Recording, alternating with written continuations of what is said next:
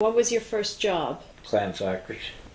You stood there with your rubber boots and your white apron, and you just stood there from probably 7:30 and 8 o'clock in the morning until 6 o'clock at night. Stand there and shuck.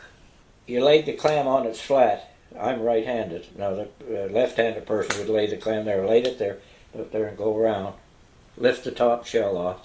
Take the knife and go around and trim it out and squeeze it, and then pop the head and take the outer skin off of the clam. Whenever a clam that could be dug, the plants was open. I've shucked clams in the winter.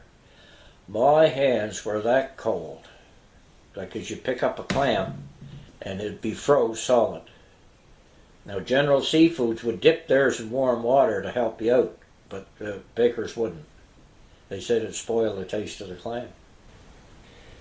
You got so much a pound for shucking, okay? Now, like you would be number 1 or I could be number 10 or that there shucker. So they'd come and they'd dump a lot of clams in front of you to be shucked. Well, you get that shucked, you got 50 cents for shucking it. And then you got about around 7, anywhere from 7 to 9, 10 cents a pound for shucking them besides. That was your pay. I first started, I used to work me butt off for $20 a week. Yeah. Your hands, that in the morning, you could hardly hold your glass of milk or whatever you're having for breakfast. Your hands would be that sore. And cut.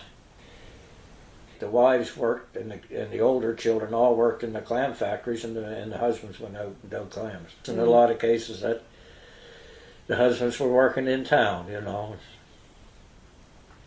The clam factories, actually in those days, back in the 40s, late 40s and the 50s, put a lot of bread and butter on the tables for people.